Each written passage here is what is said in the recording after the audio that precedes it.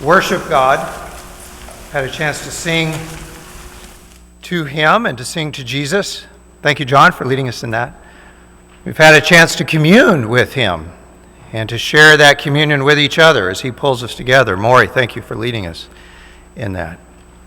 And now we get a chance to open God's Word and to allow God to teach us and to hear from Him. And in that, we all get to participate and hear what God has to share with us through His Word.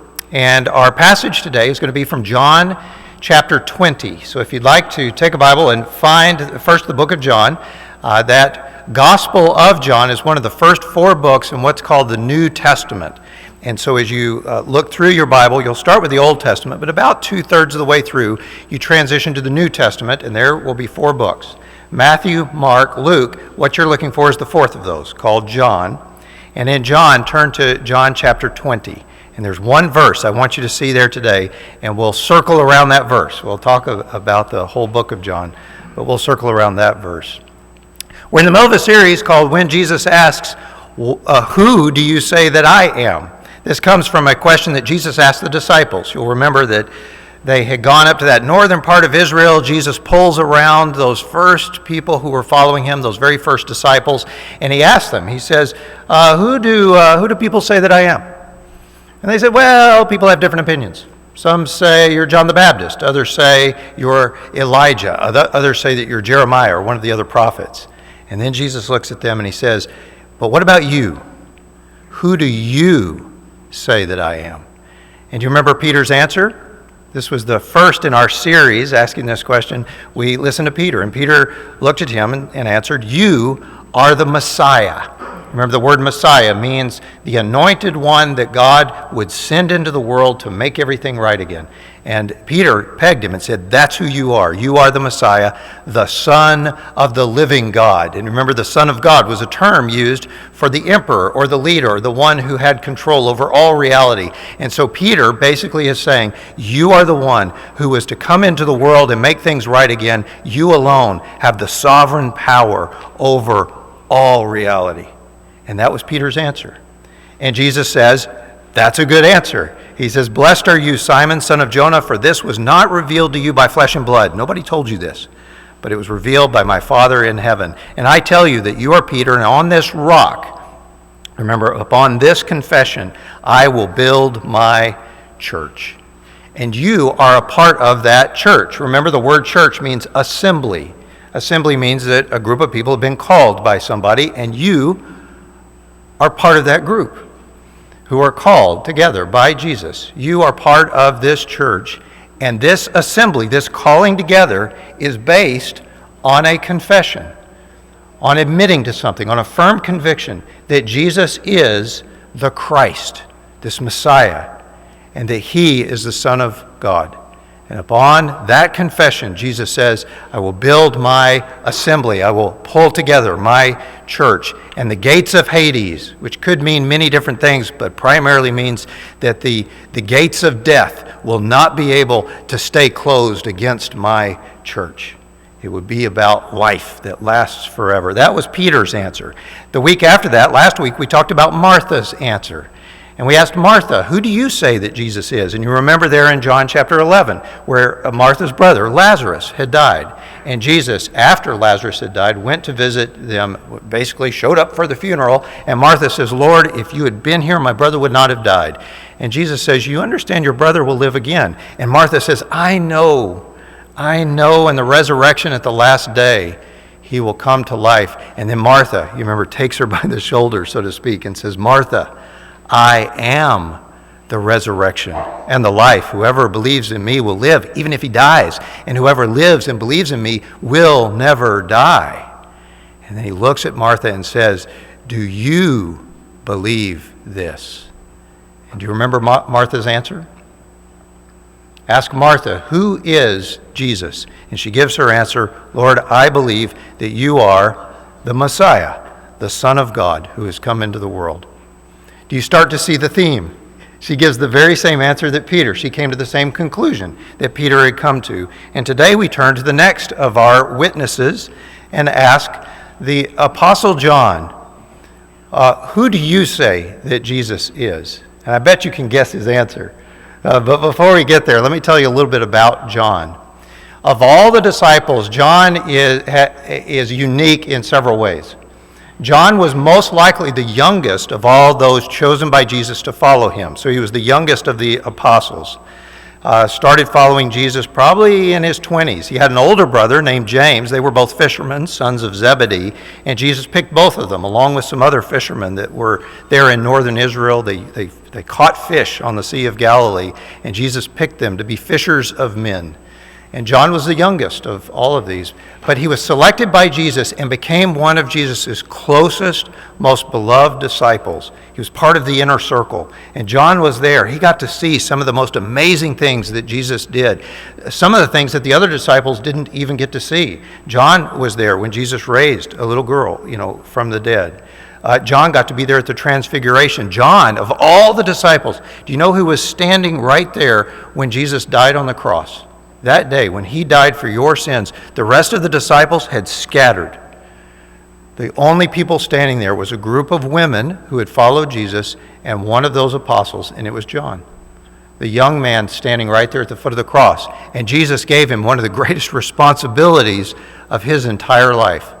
When Jesus looked down from the cross and said to John, "John, that woman next to you, that's my mother, Mary. She is now your mother. And mother, this is your son." He gave John the responsibility of taking care of his own mother, Mary. What an incredible responsibility. Now, tradition has it that John would end up leaving Jerusalem. He would end up moving with Mary over and live most of his life probably in Ephesus. And there he would have known Paul, he would have known Timothy, some of the other people that you meet there in the New Testament. At some point, he made the local officials upset and he was sent into exile on an island of Patmos. But while he was in Ephesus, while he was on Patmos, he wrote up to 4 different books that were preserved. Now, at the end of your New Testament, you'll read some letters, very personal letters that John wrote. That's 1st, 2nd, and 3rd John. But those are actually letters that he wrote to people. And then he wrote the longer book, the book that can be confusing to read, but is powerful, called Revelation, which talks about the coming of God and God making things right again. It kind of reminds me when I was in junior high, I had a teacher who had a group of junior high kids, sitting there and he said, "What do you want to study next?" And we said, "Let's study Revelation." And he backed out of that one. He said, "Let me tell you what Revelation is about. Revelation tells you who wins. Now you guys go read it yourself." That was his recommendation. Revelation is hard to read, but it's a powerful book. And when you understand who John is, when you understand what he saw, you begin to see what our teacher said. It tells you who wins. Well, those are the other books that John wrote. But the one that we're looking at today was the Gospel of John. And so John, when he was older, ends up writing this description of all the things that he saw, or most of the things that he saw that Jesus had done. But here's the point I wanted you to see. And that is when John wrote this book that we're going to look at, the Gospel of John, he was no longer that young man who first followed Jesus. He's no longer that young man who reclined at the table with Jesus. He's no longer that young man who first started taking care of Mary. By the time he wrote this book, he's much older, maybe in his 60s or even close to 70 at the time that he writes this. John, by the way, also ends up being the oldest of all the disciples, the one who dies of a natural death, probably in his 90s. He lived to be to an old age in the 90s. Probably died around 100 AD. And keep that date in mind. That's about the time. But he's writing this letter around the 60s AD. And there's a copy of that on the screen. You see that little fragment? Do you know this little fragment that you see on the screen is the oldest copy we have of the New Testament? And it comes from the Gospel of John. John chapter 18. In fact, those of you that can read Greek, you can see the Greek letters there. You're all learning Greek letters now because of the different COVID variants, right? And so you'll be able to see some of the Greek letters there. The word in the middle is the word aletheia. It means truth. This is from John 18, where Jesus is talking to Pilate about those on the side of truth, hear me, follow me. And Pilate says, what is truth? And you see a copy of that. This is a copy from about 150 AD. So it's within one generation away from John actually writing this down. Somebody thought this book of John was so important that they made copies. and that those copies, other copies were made, and they made their way across the known world at the time, and you see a copy of that here. John wrote this book, this Gospel of John, for one purpose, and here is the purpose in John 20. Now, normally it's not good to give away the end of the story at the beginning, but you almost have to go to the end of the book to see the purpose that John wrote this Gospel and the reason it was passed on to you. And that reason is in John chapter 20, verse 30. And this is where John, after telling you everything that Jesus had done, he says, now Jesus did many other signs in the presence of the disciples, which are not written in this book, meaning this book of John, this Gospel of John. He said, Jesus did many other things. I don't have time to tell you about everything that I saw.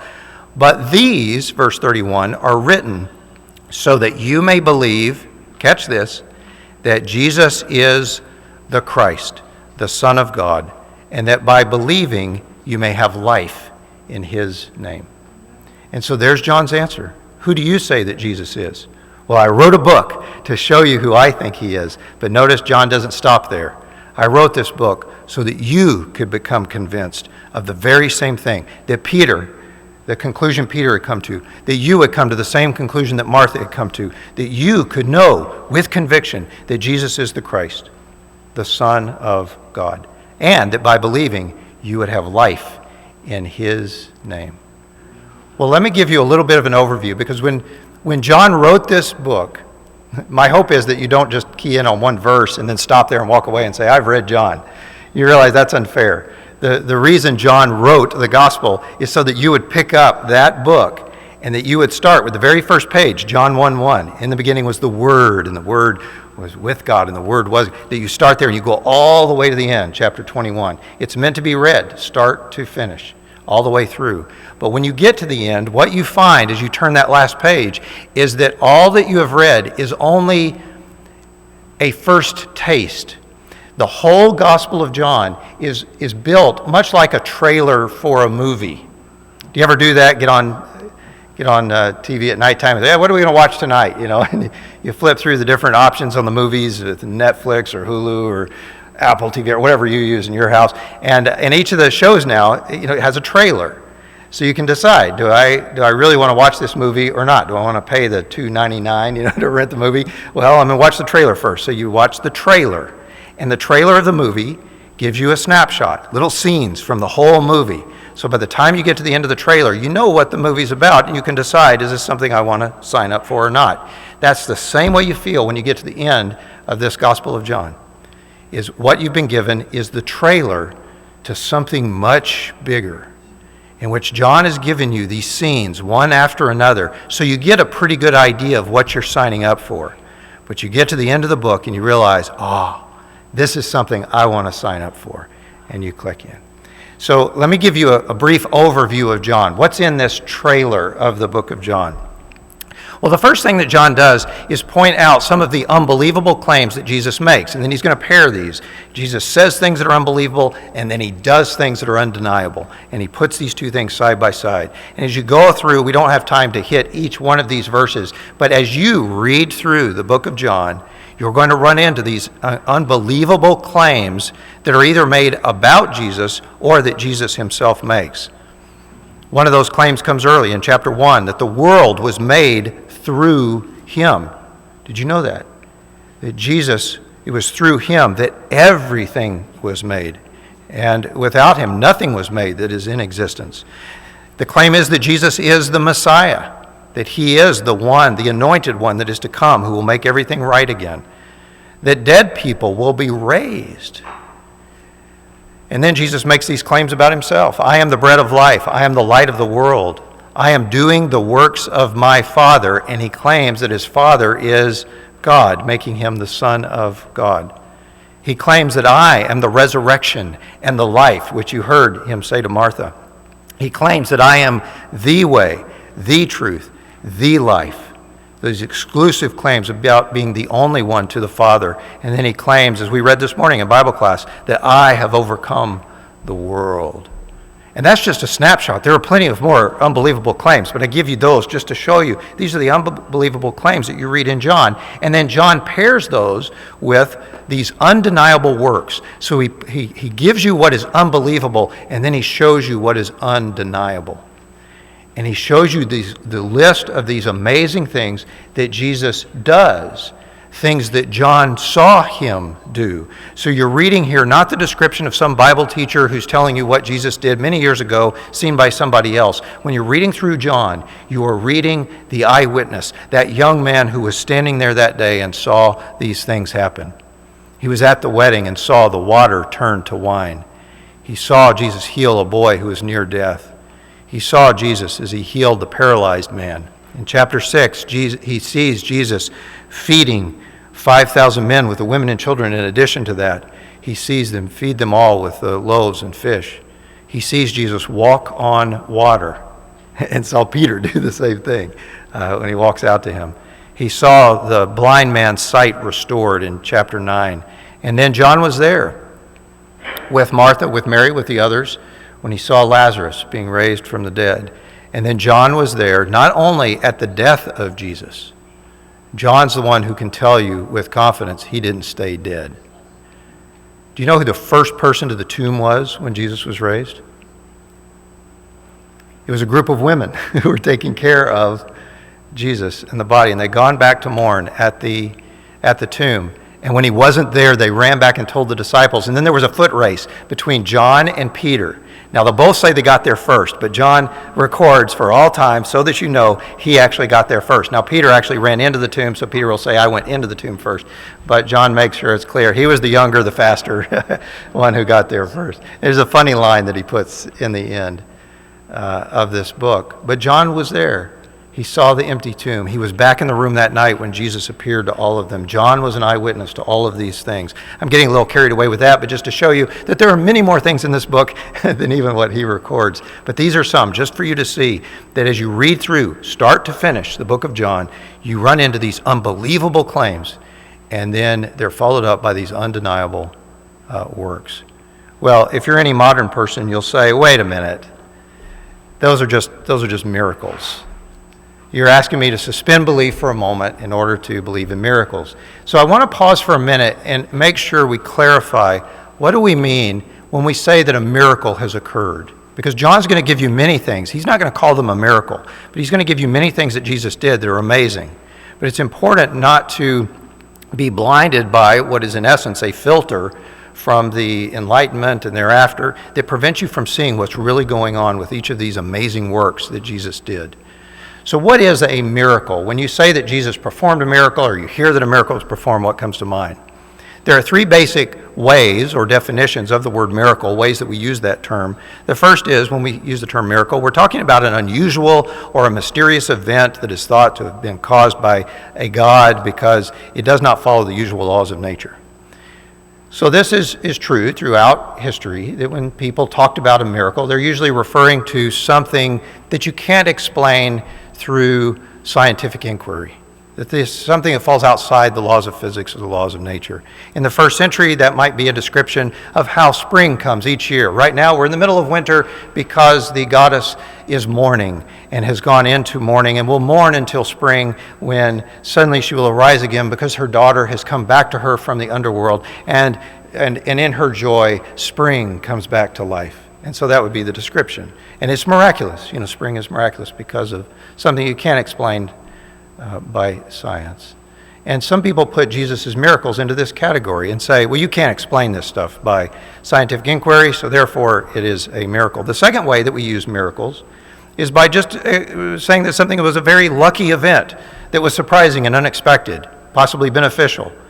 You know, I was late for church this morning because I forgot something. I went back in the house, came back, to the car, and I was on my way here. And do you know, somebody sped right through a red light in front of me, and I would have been hit, except for those extra few seconds, because it was a miracle that I, got to church today because of this or that happened. And so we'll use that term miracle, not really because we're saying there was some intervention by God, but because it was a fortuitous event and we were lucky that it happened. And the third way we use miracle is to describe something that is an excellent achievement in a particular area or activity. You hear this a lot in those of you that enjoy sports. At the end of a game, when in the last second your team wins, and they'll say, "It was a miracle win." It was a miracle pass. It was a miracle score at the end. And we just mean, okay, it was unexpected. It was amazing. Somebody did what they're supposed to do, and they did it well. We're going to call it, a miracle. Those are the filters that you have whenever you hear the word miracle. Now, I'm here this morning to say that any of those definitions would have made no sense to John. That's not how he uses the term when he tells you what Jesus did. Because what Jesus did, what John saw Jesus do, does not fit into any of these categories. Let me see if I can show you why. There are two major, what we call miraculous mistakes when we use our modern day filter and try to lay it down over a first century document. The first is that we believe that miracles back then were believed so easily because the ancient people were ignorant of modern science. And we say, if you brought somebody from the ancient world to today and you stood them here in Anchorage and watched the fighter jets, doing their touch and goes out here on Elmendorf, and they saw one of those birds coming down over, they would be amazed and they'd say, this is the power of the gods, because they are ignorant of modern science. And so they would immediately assign something to being miraculous or whatever.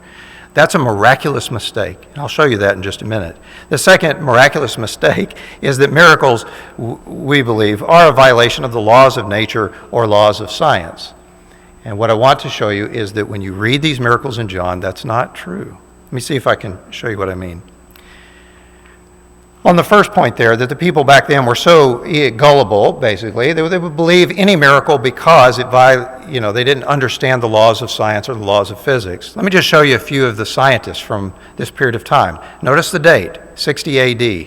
About the same time that John is writing this book, there was a scientist named Hero in Alexandria, where they had the great library, who was inventing the same steam engine.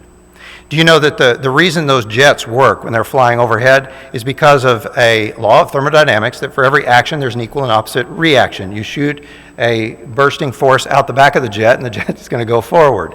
And you say, wow, that's modern science. That's certainly modern technology.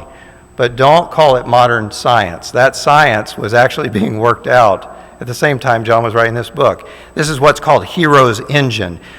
Hero, you can look it up online. It's actually fun to watch the replicas of this, like on YouTube, where he figured out using plumbing and thermodynamics and the laws we now know of fluid dynamics and pressure, and he built a system where if you heated water underneath, it would force this heated air into the upper orb, and then it would shoot air out one of these plumbed tubes in the back and force this ball to rotate faster and faster and faster.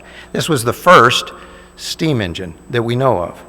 And that first steam engine was invented in 60 AD. I'll get carried away describing these, so you give me the signal to go on, but these things are fun to go back and look at. Another example, Ptolemy. You've probably heard of Ptolemy, the mathematician, geographer, and astronomer, again, writing AD 100. About the time John dies, he is starting to do his work, observing. And Ptolemy is one of those who's trying to figure out whether or not all the planets and stars orbit the Earth, or whether the Earth is orbiting something else. Everybody then said that everything, because it's clear, you look up in the sky, everything orbits the Earth. It's geocentric. And Ptolemy was trying to figure out, how could that be when sometimes the moon is smaller and sometimes it's bigger, and sometimes it gets in front of the sun? And how far would the sun have to be away for the moon to perfectly cover the sun during an eclipse? And so he's using all kinds of math to do that. Now this is translated on the screen there into English, so you can see some of the math that he's doing. And those of you in high school, geometry and trigonometry, some of you even in the college versions of those are going to recognize what he's doing. I for one, have trouble even now trying to sort this out. He's doing higher level math. Now calculus had not been discovered yet. So he's using trigonometry and even angular trigonometry, applying it to orbits. And then on the right there, you see his actual notes. This was Ptolemy. At the same time John is writing this, in the very same language of Koine Greek, he's writing out how the planets move and figuring that out using higher level math. He had no access, just to be clear, to the internet to be able to see what actually circles what. All he had was observations taken every night over and over again over many, many years, and then having to work out the math of how things moved. That was in 100 AD. Go back a few years before John was writing this, and the Antikythera mechanism was being built. Now, this is the first analog computer. So even before Jesus was born on this earth, we had computers. This is an analog computer that was built somewhere in Greece. We don't know exactly who built it, but this thing is amazing. 30-some-odd bronze gears that all work together. This is long before the modern clocks, were invented. And they figured out a way to put together this computer so you could dial in where the planets were today and predict where they would be 4 years from now at the next Olympics, or where you could predict the next eclipse, or where you could use it for dating and for planning. And it was a basic computer. The only reason we know this exists is because it was being shipped to Rome for a celebration of the new emperor, Julius Caesar. And it was on a ship. Somebody had ordered it on Amazon, but because of shipping problems they had back then, the ship sunk. They ran into a storm or something, and it sunk, along with all these other treasures they had ordered for Julius Caesar. And it was discovered in around 1900. They found this shipwrecked. It went down, and they pulled it up, and they found this encrusted rock-looking thing. And now using CT scanning, they're able to look at each of the layers and read what was going on. And you can still go to Athens and see this very first computer. Again, I'm getting carried away, but I wanted you to see that this is in 80 BC. What I'm trying to do is to help you get out of your mind this idea that the people back then were so ignorant of the modern laws of science that they would accept anything. That's absolutely not true. If you were to ask John, why do you believe that these things occurred? He would not say that you have to suspend belief in order to accept these things. He would say quite the opposite. The reason we believe these things happened is because we know how the world works.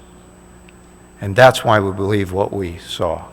In fact, John never uses the word miracle the way you would use the word miracle. The word miracle in Scripture is usually a translation of one of 3 or 4 terms. Usually the term is something like power or work or a sign. John will use that term. But they don't describe it as some fanciful event. They describe it as a show of power.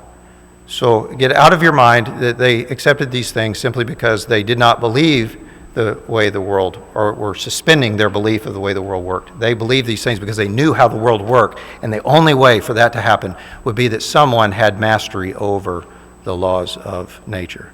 And so that brings us back to this list of all of these things that Jesus does in the book of John. Turns water to wine, heals the boy near death, he heals the paralyzed man, he feeds 5,000, he walks on water, he restores the sight of the man born blind, he raises Lazarus from the dead, and then in the end, Jesus himself is resurrected from the dead.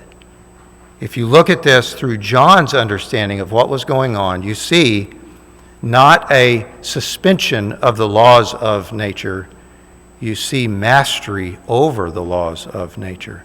Every one of these miraculous events that you read in John share one common characteristic, and that is that they can only be performed by someone who knows how the world works and knows how to have mastery, or has mastery, over all the laws of creation and all the elements of creation. Let me see if I can illustrate that for you by just pulling one of those events out. We don't have time to go through every single event, but they all follow this same pattern. They all have this same characteristic. In John chapter 6, you learn about how Jesus ends up feeding 5,000, it says men. We assume there were women and children too. Could have been 15,000 people who are gathered around the Sea of Galilee, and they've come to hear Jesus teach. But they're very far from home. This is quite a distance from where most of them would have come. And so Jesus turns to the disciples and says, how are we going to feed all these people? And we're told in John he was testing them. He said, where are you going to go buy food for these people? And Philip says, it'd take a year's wages. You couldn't even give everybody a tiny bite. And then Andrew comes along and says, well, we got a boy here. He has 5 barley loaves and 2 fish. And Jesus says, it'll be enough. And he takes those 5 barley loaves and those fish, and with those, John almost breezes past this. He just says, Jesus feeds everyone. And he not only feeds everyone, there was so much left over that they collect up 12 basketfuls afterwards. And that's how Jesus feeds them. And then John goes past that, and we learn how Jesus is the bread of life and what it means to seek him. Well, what's the characteristic that you see in this miracle?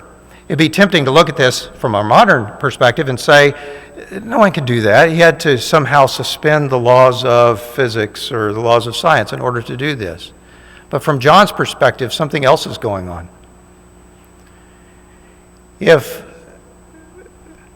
over Thanksgiving, you had seen someone just walk into your kitchen, and without using a recipe book, if they had just walked into your kitchen and grabbed a bowl out of the shelf and put it on the counter and thrown in some flour, poured in some water, a little bit of yeast and some salt, mixed it, kneaded it, let it sit there in a baking pan, threw it in the oven, and then a few hours later you get that nice smell of freshly baked bread, and they put it out on the counter there for you. There are two things you could know about that person if they came in and did that without referring to any recipe book. There are two things you could know. First is, I think this person knows the recipe for making bread. And the second thing you would know is it looks to me like this person has done this before. That's exactly the point that you're meant to get when you read this event in John. Is that someone has come on the scene who knows the recipe and has likely done this before. And you see this is true. Do you know where we get barley loaves? You make barley bread from barley. And where do you get barley? Well, every grain of barley comes from a barley stalk, looks a lot like wheat, grows in a big field, and every one of those stalks comes from one seed that was planted. And where did that seed that was planted come from? Well, it came from previous stalks of barley, which were themselves on other stalks from other huge fields. And every one of those seeds in every huge field fell from stalks that had come before. And if you did genetic testing on any one of these little barley grains that were used that day when Jesus made the bread, do you realize you could trace the genetic trail all the way back to the very first barley seeds that were planted on the third day of creation? In other words, do you know how God has been feeding the world from the beginning of time? It's by taking barley and making more barley, by taking wheat and making more wheat. The same is true of the fish. How do you make fish? Well, not to get into too many details, but you have to have two fish. You have a male fish and a female fish, and the female fish lays the eggs, and then the male fish spawns and fertilizes the eggs, and then you get more fish. So every fish comes from two previous fish. And every one of those previous fish themselves came from two previous fish. And if you did the genetic testing, you could trace the trail all the way back to the very first fish that appeared on the fifth day of creation. In other words, how has God been feeding the world from the beginning of time? It's by taking fish and from those fish making more fish. Now that's what John wants you to see in the feeding of the 5,000. Is that someone has come upon the scene, has pitched his tent among us, and he seems to know the recipe for how to feed the world. And it looks like he's done this before. And when you look at the list of all of the things that Jesus had done, or that he lists there in the book of John, you see they all share this characteristic. Whoever changes water to wine must know the recipe, and they must have done this process before. Whoever it is that allows and can give a paralyzed person the ability to walk must have given human beings the ability to walk from the beginning and taught them how to do that. Whoever it is that can heal a man born blind must know the recipe for everything that goes into sight and be able to do that again. Whoever is able to give life to someone who appears dead must know the recipe for life and must have done that before. That's the point of the book of John, is that as you go through, you begin to see that Jesus is not just some fanciful magic worker who has showed up on the scene. It is the Messiah, the Son of God, who has entered into this world and has mastery over all that he has created. And that's what brings us back to John 20 and that verse that we read earlier on, when John says, now Jesus did many other, now notice the word he uses. Some of your Bibles may translate that miracles. The actual word is signs, simply an indicator of who you're dealing with. Jesus did many other signs in the presence of his disciples, which are not written in this book.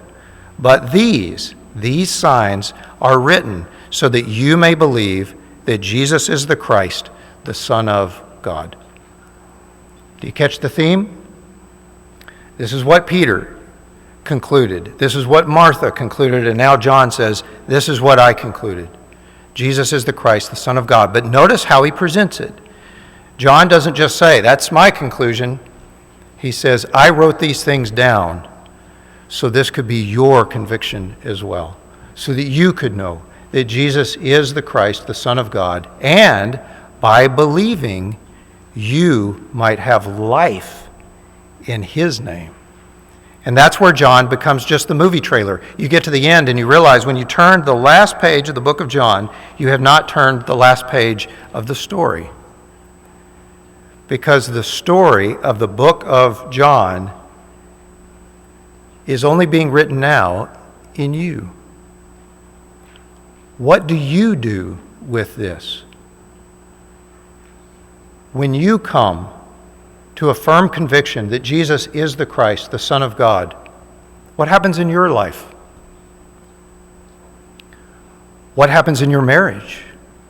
When in your home you come to understand, to know, to the firm conviction that Jesus is the one who has come to make things right again, and he alone has mastery over all things in the universe. What happens to your parenting? What happens to you as a parent when Jesus comes into your life as the master over all things? What happens to you as a child in your relationship and in your family when you come to the firm conviction that Jesus is really in charge of everything? What happens to you as students when you go back to school this week and you realize that what you're studying is not just some subject to get a grade so that let me pass to the next grade, but rather you're getting to look and study the recipe that God has left for us to study and look at. C.S. Lewis one time said that to see a miracle is to see God writing in little letters what he normally writes with big letters all over his creation. Sometimes so big you can't understand it. But what's that like to go to school and to be able to see the letters with which God has written the recipe of all creation?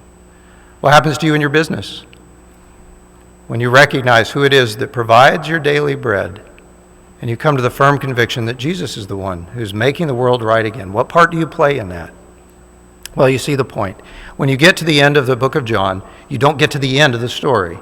The end of the story is what happens in your life when you come to the firm conviction that Jesus is the Christ, the Son of God. And that's where we end things today, with that thought. An encouragement not to take this sermon as an understanding of the book of John, but rather as the trailer that I hope you will click and say, I want to go read that whole book. And when you do, start, if you can, get through the whole thing in one sitting. Take you a couple hours or certainly in 1 week, but don't stop. Read it start to finish and see where it takes you. And then my hope for each of you, whether that you are new to this and deciding whether or not you will follow Christ, or whether you're on the other end and have followed him for years, just like John had, my hope is that when you sit down with the book of John, that you will hear what John says when he hands you Jesus and says, now I'm going to leave the two of you together and watch what happens. I give this to you, John says, so that you may have life in his name. Well, if we can pray for you, help you in that regard, this is a good time to come and share that with the congregation. If you need to do so in private, I hope that you'll seek out one of the elders here after service to pray with you in your search. Or if you have questions about this, I hope that you will pursue those and ask those who know and who have followed Jesus for some time. With all that, I hope that each of you will honor God's word by continuing to think about it as we stand now and sing.